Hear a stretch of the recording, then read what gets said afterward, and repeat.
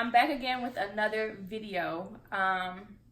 It's kind of been a while, a couple of weeks, because I just get busy. I have so much going on, but it seems like not a lot.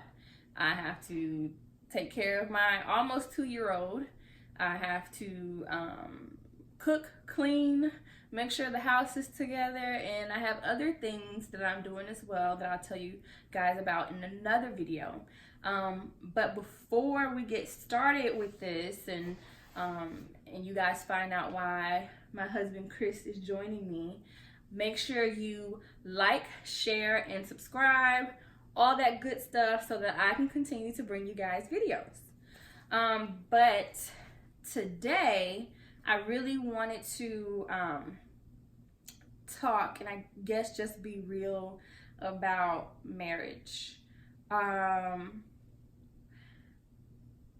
I would say that Christopher and I got married when I was 23 and he was 24. Yep. And to tell you guys a little bit about our story, we had been dating for maybe 2 months. It wasn't maybe 2 months. I was longer than 2 months. I want to say for about, was it 6 months? I would say it had to be about. Well, we got to consider what dating is, because by her standards, as soon as we I don't know what that means. I never did that. As soon as we got close to each other, and we by go her together. terms, we go together. So whenever that started, I guess. I would say we officially started dating in November, and in April we moved in together. And it's so funny because April 1st we moved in together, and I remember like packing up my stuff, moving, going to the new April place. Fool's Day. Yes, thinking like, am I making myself be a fool moving in with this man? But anyways, no, it actually turned out good. So we moved in April 1st, and then he actually proposed the next month of May. So that was like, what, maybe 9 months? That was about 9 months-ish in time frame. So we got engaged in 9 months. You said November, right? Yeah, we started dating in November. December, January, February, March, April, May. 6 months. Dang, your girl was off. It was 6 months. So we actually got engaged in 6 months, and then we got married within 9 months because we got married in August. But before that, our relationship was a long-distance friend relationship. She was in Mississippi. I was in Atlanta, Kennesaw, whatever. Because we met each other back in 2010 around my birthday. In December. And we had kept in contact, and she moved here, and then things escalated quite quickly. Very quickly. And I couldn't get her off me. Oh my gosh. And I'm sorry, your comment when I couldn't get her off me. It stuck like chalk. No, that was funny. It was the total opposite. But anyways, so I guess when they say hindsight is 20/20, if I had to look back at our courtship, our engagement and marriage, it moved pretty quickly. And now that, I guess you fast forward 3 or 4 years later, we have a baby in the mix, we have a home in the mix, and we just have everyday situations going on. And some people should know that Christopher and I wanted to go to counseling, I think probably about 6 months ago. That's when we started. My time frame is so off. We started like towards the beginning of the year. February, I would say. We started in February, and was it September? So 7-ish months ago. That's when we started counseling. And at that time, I don't believe that anything was wrong with our marriage. I think that we had arguments like most married couples do. If anyone ever tells you that them and their spouse don't argue, they're lying. I would say, well, arguing is different for many people. because you could be having a healthy debate, you could be screaming at each other, whatever the case may be.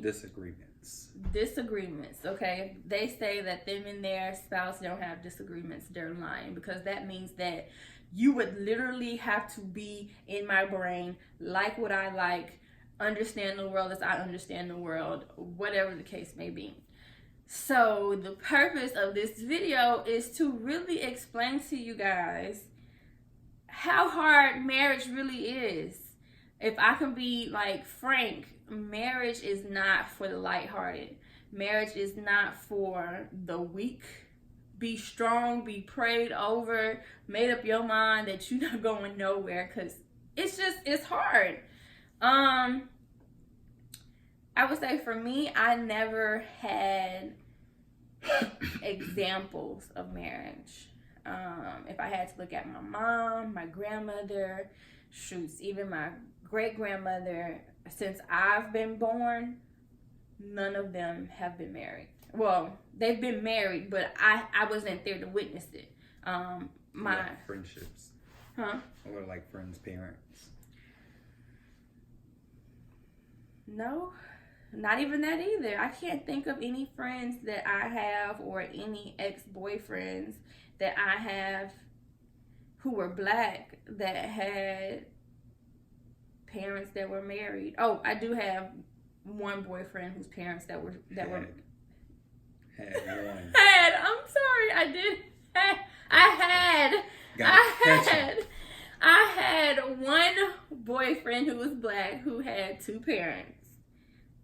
No, okay, let's see. But I mean, I wasn't close enough to see, have an influence. Yeah, to see those marriages. So I never really saw marriage like up close and personal. I didn't know what it was about. I just knew, you know how, and this is why I tell girlfriends who have not been married, whatever the case is, don't speak on your friends who are married. I remember I had someone close to me who had got married young, and she would tell me all these things that her and her spouse would be going through. And the first thing I want to say out of my mouth is, girl, leave him. Why did you marry him anyway? You don't have to be with him, whatever the case may be. Or I would just be judging her world from a single mind. So this is why I say, women or men who have never been married should not comment on their married friends' marriage, is because, especially even if you have grown up to see marriage up close, you don't know what that person's marriage entails, because every marriage is different. And true indeed. For us, like I said, we kind of came into marriage, at least if I can speak for myself, with being a little green, I would say. I wouldn't say too green, because you know that marriages is going to have some rough patches. You just didn't know what patches they would be. We came in with the E word. You want to tell them what the E word is? Eager. No. Expectations. And it's not that expectations are bad. It's the type of expectations you have without necessarily having a formal conversation with said spouse, about what marriage is. Me and Kiana here I think we've had our own expectations, some vocalized, some not vocalized. These expectations derive from our past experiences, our past traumas, what we surrounded ourselves with, physically, spiritually, mentally, all that good stuff and bad stuff. We let that form our expectations. For me personally, as she spoke on her experience seeing marriages, I had a lot of examples of marriages around me. My parents, a lot of good, a lot of bad in there. I think I learned more what not to do than what to do. And still I carry on some of those traits, as she can probably point out. Kiana can probably point out. I saw my grandparents being married all my life. I had friends, parents who were married most of their life. I played sports, so I got to come in contact with a bunch of people. So the people that I did come close with, I saw long-lasting marriages. And what I personally learned from that is that exactly what Kiana said is no two marriages are really the same. Me and Kiana have discussed this before, like even our own disagreements. We come from two different worlds, as so do many other people. Not two different worlds as far as like, across the seas or anything like that, but she's just a couple states over and I'm a couple states over, and we saw the world differently. We see the world differently. We interact with the world differently. And I guarantee you that plays a part into our whole interaction as a married couple. Yeah. I guess you speaking on sports, I would have to say, like, I honestly never played sports. I was on like the dance team, but I mean, I think I was on there for maybe like 2 years in middle school and a year in high school. And then I quit my sophomore year, but I was never really committed to anything that if I could be honest, I don't think that I've ever had a commitment. Like, you know how some parents, they, have put their kids in sports and they say you can't quit or whatever, or at least until it's over. Like, you can't quit mid-season. That was my dad. I never had that. I was never made to commit to anything. And then I get into marriage, and I know in the back of my mind that marriage is this big commitment. Like, I would say, like, maybe I went into marriage, like, not with 1 foot in and 1 foot out, but, like, 1 foot in and then 1 foot, like, keeping the door open. Like, I don't ever want to not be married to my spouse. Life throws so many things at us, but it's really about the commitment. As long as there is nothing that's like ungodly or abusive or whatever the case may be, as long as it's nothing like that and you guys are just having a hard time getting along, I would say, like, take those steps to save your marriage.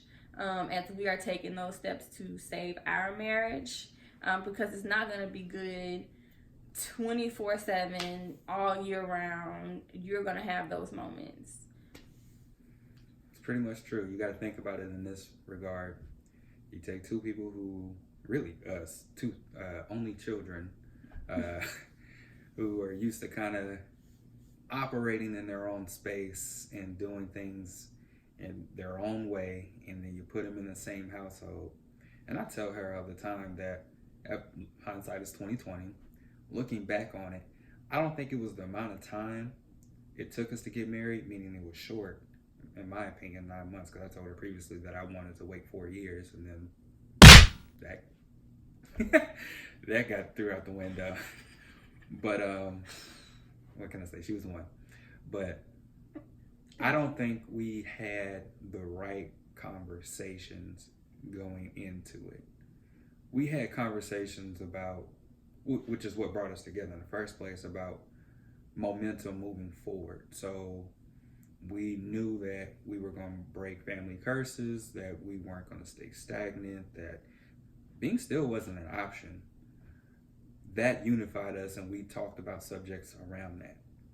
Now, the how, we didn't talk about. The methods, how it was going to work between us. We just knew at that time, two like-minded people who shared physical and mental interests and spiritual interests. I like how you put physical first. Because physicalness came first. We had a friendship first, but physicality came really close after that. So we had all that like-mindedness, but we didn't get to the nitty-gritty. We didn't go to marriage counseling. And I take the ownership for that. She had been talking about it for a while. it's not that I thought counseling was bad. I just wasn't interested. Me personally, like she said, I played sports, so I was always taught, shake it off. You can grind through it. My favorite saying, you can sleep when you die. So my mind was just like, anything that come at me, we can handle. And I still believe that, but you can be smart about it too. Mm-hmm. And being smart about it is getting in those premarital counseling sessions, actually having the right dialogue about what you all are going to embark on, because when you don't have those conversations, it's going to be a lot of friction, especially in the beginning. I don't think in the beginning. I don't think that, there's a lot of friction in the beginning. I think for us, in the beginning, like, I feel like we were so head over heels for each other, and I think we still are. We were just head over heels where we didn't see anything at that moment. Whatever that person probably did, we might not liked it in the back of our minds, but we were just willing to just, whatever, that's my husband, that's my wife, whatever.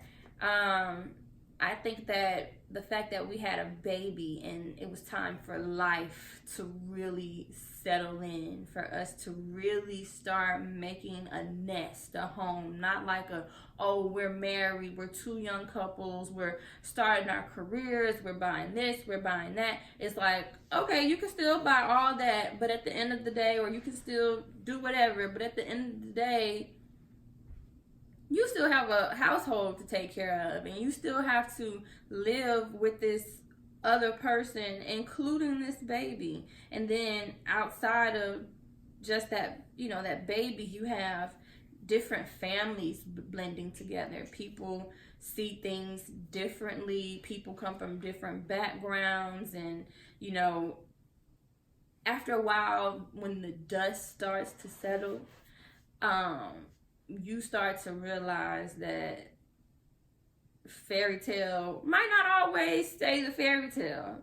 Like, the story, Cinderella might not always have on her glass slippers 24/7. Like, she really gonna have to take some of them slippers off, and them glass slippers off, and put on some working shoes and actually put in the work. So I think, it doesn't matter that if it's in the beginning. If you guys choose to, or whoever chooses to move forward with making marriage the next step as far as, starting a family or whatever the case may be, you really have to set those, I wouldn't say set the expectations, but talk about them. What are your deal breakers? What do you want to do in this situation or that situation? And then sometimes you can talk about those things, and sometimes those things go out the window, because there could be a person that, they say they agree to all that you're saying, but people evolve, people change. And that's another thing that I didn't realize about marriage, that you're going to marry this person on the day that you marry them. They're going to be this person that and that you love and you're so happy to marry. And then 5 years, 10 years down the road, this person might be a whole new person. Might about it, they are going to be a whole new person. They're going to be a whole new person. I would say for me, I had a child. I had some life events that made me maybe operate differently, or I just see the world differently now. I know you said, you mentioned it twice that you had a child. I get that. And yes, having a child does change the course of your marriage, and does change the course of the individual, and more so the woman. But even without the child, we began to see issues and the layers peel back before our son, who's about to be 2, entered the picture. We're not going to go into details, but the things that transpired began to reveal those expectations we had on both sides, and began to reveal how we really are operating independently at that moment. And I do take back my comment about it happening early on. I guess what I mean by this, if you don't do your homework, if you don't have these conversations before you say I do, and especially before you move in, the sooner you run into the first time you run into an issue that you all disagree, that might be the unraveling piece to start opening up, wounds that were not healed, before you all got in, or at least not discussed. They don't have to be completely healed, but they at least be brought to the table. Yeah, that's true. I didn't understand what people meant when they said like a person had like a lot of baggage. But if you like start to just pay attention to that person, not in like the person that you love, not in like a negative way, their baggage couldn't really be baggage at all. I would say maybe not. It just might be that they come with a lot of history. Yeah, they come with a lot of history. I would think for me, I come from a different household. I grew up with a single mother.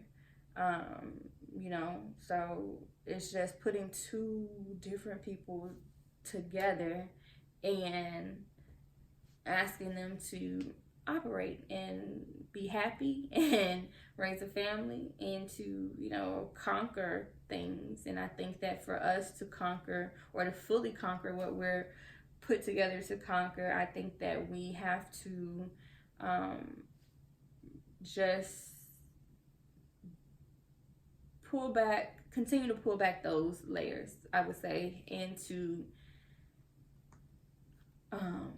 help the spouse heal, or to help the spouse realize, some things. I also heard that, marriage is definitely a mirror, because your spouse will show you who you really are. Think about it. They're with you 24/7, or whenever, they're not at work or whatever the case may be, but mainly 24/7. They wake up with you, they go to bed with you, see you when you're happy, when you're sad, whatever the case may be. And that person will tell you about yourself, and you might not like what they have to say. Yeah. You know how you look at a regular mirror, it's easy to see a reflection of yourself. Although your spouse is a mirror, it is hard to look at that mirror, because that mirror has a voice and good intentions. And sometimes it is hard to accept what you see in the mirror, because I'll equate it to this. The mirror that you put up in front of yourself is almost like a Snapchat filter. You can put something over it, you can say, hey, this is me. And then you get in front of the real mirror and it's like, okay, you saw this pimple over here. Okay, you saw, the bag up under my eyes. I don't want to talk about all that. I just want to talk about the good parts. And they're really going to eat away at you. I don't want to say eat away at you. They're really going to reveal the things that you already know to be true. It's just you've decided to cover them up or really not deal with them prior to getting into marriage. And I'm not saying you have to be perfect prior to getting into marriage. You just have to be willing to be open and honest, and be willing to have those conversations about, what are my flaws and what am I bringing to the table? What are my expectations? And really talk that through. And it doesn't have to be completed, finished, because we still have so many conversations to go, along with action, keyword action, along with communication and action put together. We have so much of that to go to develop our marriage, at least. And to you guys, I would suggest, getting a pen and paper, computer, whatever it takes for you all to jot down you all thoughts together. Have this conversation together. Don't come up with it separately. Just be willing to say, hey, babe, what do you want out of this? Where are we going?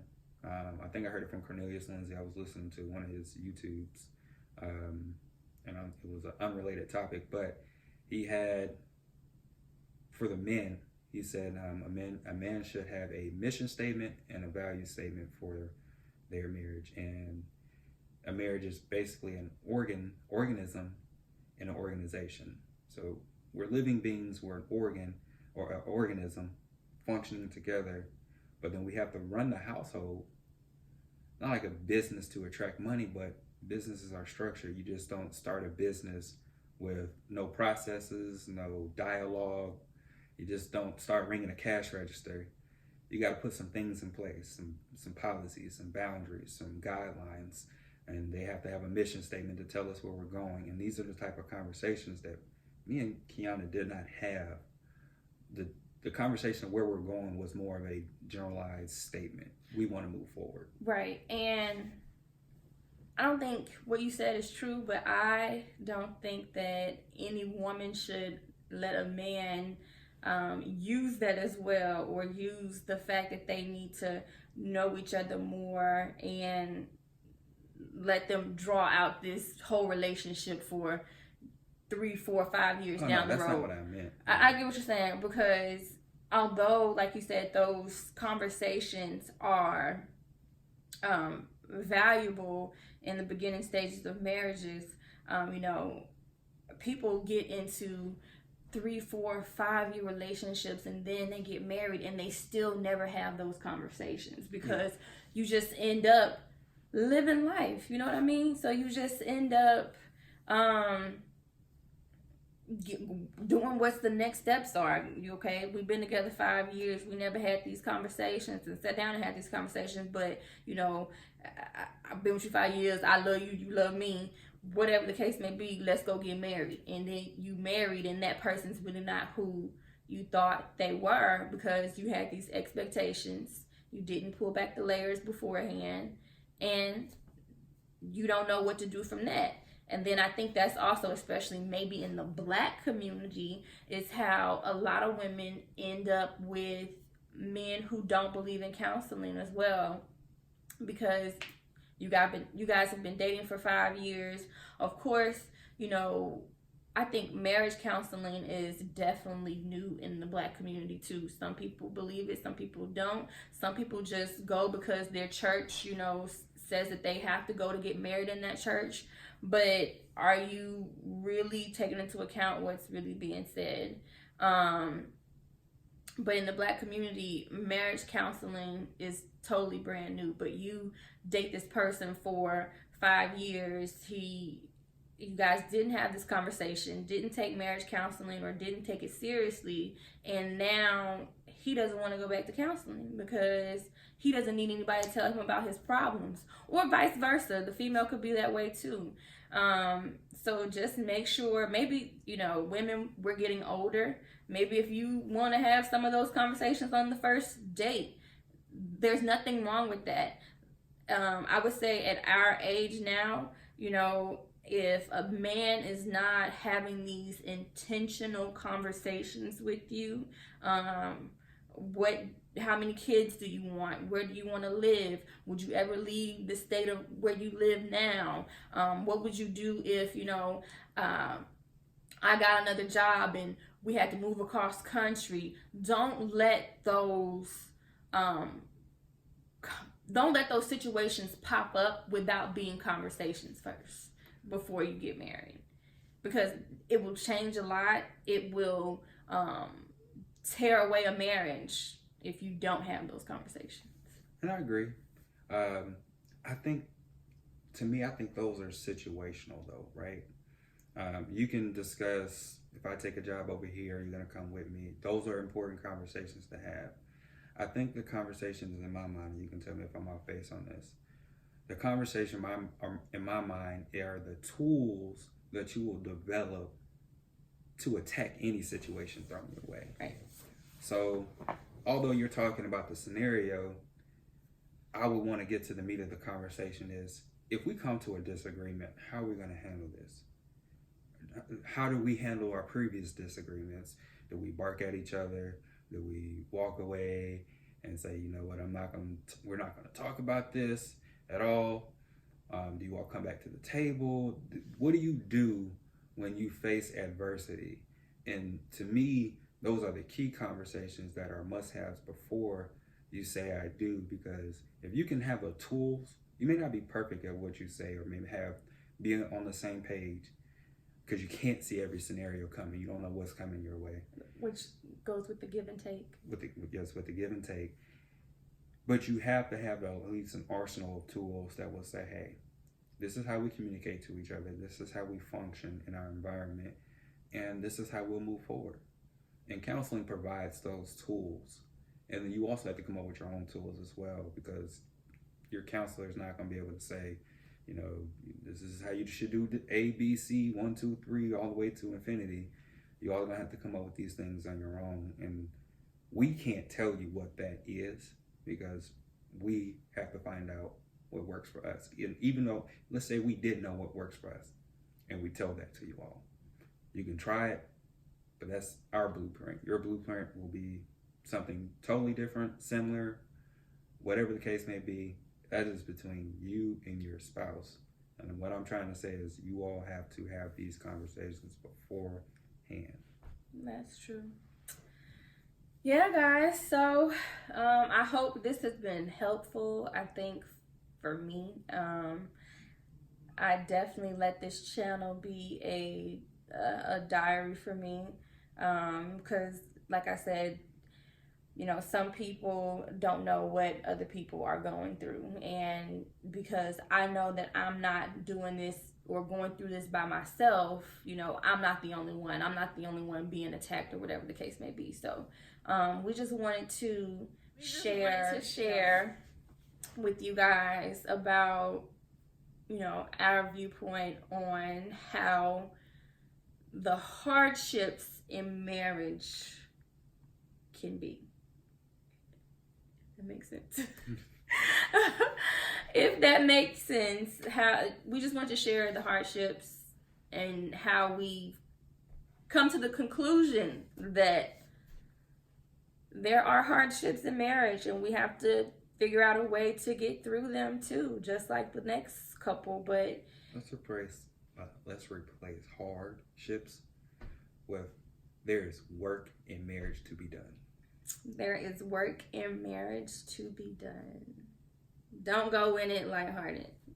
All right. We'll see y'all next time.